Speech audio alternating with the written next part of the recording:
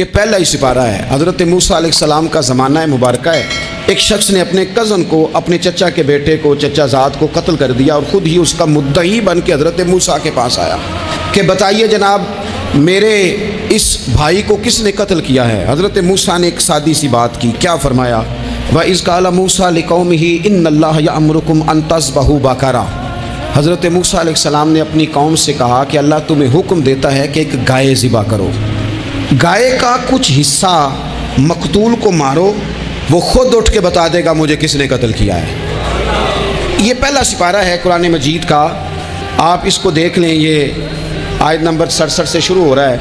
تو اب وہ چونکہ ذبح کرنا نہیں چاہ رہا تھا، اس کو پتا تھا کہ مجرم تو میں خود ہوں، وہ ذبح چونکہ کرنا نہیں چاہ رہا تھا، اس سے کہا کہ مارو ایک حصہ گائے کا، اس کو تو یہ اٹھ کے بتا دے گا۔ تو اس نے جواب کیا دیا؟ قالوا اتتخذون ہزوا، کہنے لگا آپ میرے ساتھ مذاق کرتے ہیں، کبھی ایسا بھی ہوا ہے؟ قال اعوذ باللہ ان اکون من الجاہلین۔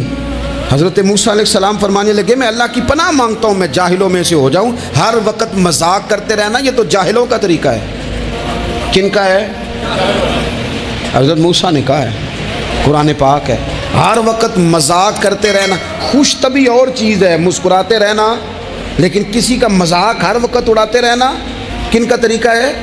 جاہلوں کا۔ جب کہا نہیں ذبح کرنی ہے تو اب ذرا دیکھیے کرنا نہیں نہ چاہ رہے، قالوا ادع لنا ربک یبین لنا ما ہی، کہنے لگے اے موسیٰ پھر آپ نہ رب سے دعا کریں کہ وہ ذرا کھول کے بتائے وہ گائیں کس طرح کی ہو، ارادہ نہیں نہ ذبح کرنے، آپ دعا کریں۔ قال انہ یقول انہا بقرۃ لا فارض ولا بکر، فرمایا کہ رب کہتا ہے وہ گائے نہ بوڑھی ہو نہ زیادہ بچیا ہو، عوان بین ذالک، ان کے درمیان ہو، یعنی جوان گائے ہو۔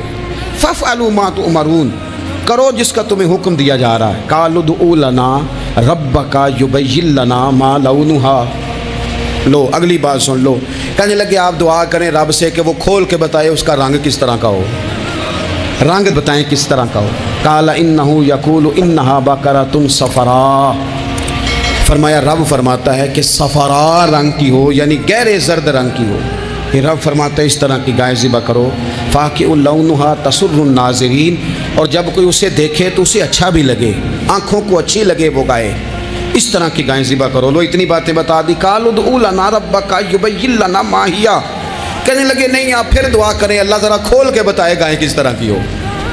ان البقرہ تشابہ علینا، ہمیں ذرا گائیں پر شبہ پڑ گیا ہے کس طرح کی ذبح کرنی چاہیے۔ وَإِنَّا انشاءاللہ لمہتدون، اگر اللہ نے چاہا تو ضرور ہم ہدایت پا جائیں گے۔ پھر اللہ تعالیٰ نے فرمایا کہ قال انہ یقول انہا بقرۃ لا ذلول تثیر الارض، گائیں اس طرح کی ہو کہ وہ کبھی کھیتی میں نہ چلائی گئی ہو، یعنی اس کو کبھی کام نہ اس سے لیا گیا ہو۔ بیل کو لوگ لگاتے تھے نا، جو کام آج ٹریکٹر سے لیا جاتا ہے وہ گائے بیل سے لیا جاتا تھا، تو وہ کھیتی باڑی کے کام نہ اس کو لگایا گیا ہو۔ ولا تسقی الحرث، اور نہ اس سے پانی نکالا گیا ہو، نہ کھیت چلانے ہل چلانے میں لگائی گئی ہو، اور وہ جو کنواں ہوتا تھا جس کے گرد گائیں گھومتی تھی، تو کہا وہ بھی کام اس نے نہ کیا ہو گائے نے۔ مسلمۃ لا شیۃ فیہا، وہ ہر عیب سے پاک ہونی چاہیے۔ قالوا الآن جئت بالحق، اب کہنے لگے اب آپ صحیح بات لے کے آئیں، اب سوال ختم ہو گئے نا،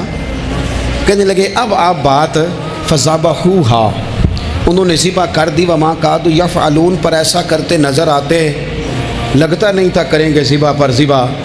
اچھا یہ گائیں پھر ملی کیسے؟ امام خازن کہتے ہیں کہ ایک نیک آدمی تھا، تو اس کا آخری وقت آ گیا، تو اس کے پاس جو کل جمع پونجی تھی وہ ایک بچیا تھی، گائیں کی بچی، بچیا ویڑی، اس کے پاس وہ ایک بچیا تھی صرف۔ تو اس نے اس طرح کیا کہ اس کی گردن پر ایک مہر لگائی، اللہ کے نام پر بطور امانت اس نے اس کو جنگل میں چھوڑا، کہا یا اللہ میرا بیٹا ایک ہی ہے وہ بھی چھوٹا ہے، اس کی حفاظت کرنا اور میرے بیٹے کو پہنچا دینا۔ بچہ بالغ ہو گیا، اس کی ماں نے کہا بیٹا جو امانتیں رب کے پاس رکھوائی جائیں نا ان میں خیانتیں نہیں ہوا کرتی، جا کے جنگل میں آواز دے تیری گائے واپس آ جائے گی۔ اس نے جا کے جنگل میں آواز دی کہ وہ جو میرے باپ نے امانت رکھوائی تھی وہ کدھر ہے؟ وہ نشان لگی ہوئی گائیں دوڑتی ہوئی اس کے پاس آئی۔ واللہ خیر الرازقین، جب رب بندوبست کرے، جب اللہ بندوبست کرے تو پھر معاملہ اور ہوتا ہے۔ وہ گائے آ گئی، اب اس نے کیا کیا اس نوجوان نے کہ وہ گائے گھر لایا، ماں سے آ کے کہا کہ اماں یہ تو اللہ نے فضل کر دیا۔ ماں کہنے لگی پتر حالات ہمارے خراب ہیں، منڈی میں لے جا اسے بیچ دے، لیکن سودا میری مرضی کے بغیر طے نہ کرنا۔ کس کی مرضی کے بغیر؟ کس کی؟ اماں کی مرضی۔ اور سنو یار، تھے کچھ لوگ جن کو لوگوں نے تانے بھی دیے کہ تم ماں کے پیچھے لگ گیا ہے، لوگوں نے بڑا کچھ کہا، پر جو ماں کی مرضی پہ لگیں ناکام نہیں ہوتے زندگی میں۔ یہ دیکھو ماں کی مرضی پہ لگا، اس کی قیمت کتنی تھی گائے کی؟ بڑی مہنگی تھی، پر 3 دینار کی تھی۔ منڈی میں لے گیا، 3 دینار اس کی قیمت لگ گئی۔ تو ماں نے کہا تھا میری مرضی کے بغیر سودا نہ کرنا۔ اب بچے تو نہیں نہ مانتے، اماں کو کیا پتا باہر بزنس کیا ہے، لین دین کیا ہے، پر ماں نے کہا تھا میری مرضی۔ بندہ دے رہا ہے اسے 3 دینار، اس نے کہا جی میں نے طے تب کرنا ہے، ڈن تب کرنا ہے، پہلے اماں سے پوچھنا ہے۔ گھر جا کے اماں سے پوچھا، اماں کہنے لگی دے دے۔ واپس آیا تو اس نے کہا کہ میں 6 دینار دیتا ہوں، پر میری شرط ہے ماں سے نہیں پوچھنا۔ اس نے کہا تو 12 بھی دے، ڈن تب بھی ہونا ہے جب اماں نے کہنا ہے۔ وہ جب اس طرح کی اس نے گفتگو کی، واپس اپنی والدہ کے پاس گئے، کہنے لگے اماں سمجھ نہیں آتی، 3 دینار کی گائیں بندہ 12 میں خریدنے کو تیار ہے، شرط لگاتا ہے کہ اماں سے نہیں پوچھنا۔ تو والدہ کہنے لگی پتر پہلے اس سے جا کے پوچھ کیا وہ ہے کون، یہ کوئی روحانی معاملہ ہے، کوئی غیبی مدد ہے، پوچھ۔ اس سے جا کے پوچھا تو وہ کہنے لگا میں تو فرشتہ ہوں اللہ کا، تو نے گائیں بیچنی نہیں، اس لیے کہ تیرا باپ بھی نیک ہے، تیری ماں بھی نیک ہے، رب تیرے رزق میں برکت پیدا فرمانا چاہتا ہے۔ ماں باپ نیک ہونا رزق میں برکت ہو جاتی ہے۔ ماں باپ نیک ہوں، ان کی صالحیت کا اثر پہنچتا ہے بچوں تک۔ رزق حلال کما کے لانے والے ہوں تو گھر میں برکت ہوتی ہے۔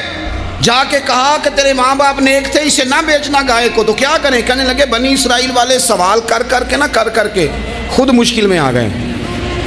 اب وہ ایسی گائے جو جوان بھی ہو، یہاں تو ہر غریب آدمی اپنی گائیں یہاں لگا دیتا ہے، کھیتی باڑی میں یہاں لگا دیتا ہے، کنویں میں پانی نکالنے میں، تو یہاں تو ہر ایک کی گائیں، تو ایسی گائیں جس کا رنگ بھی اتنا پیارا ہو، زیادہ بوڑھی زیادہ بچی بھی نہ ہو، اور ابھی تک کھیت میں بھی نہ لگی ہو، وہ سوائے تیرے کہیں نہیں ہے۔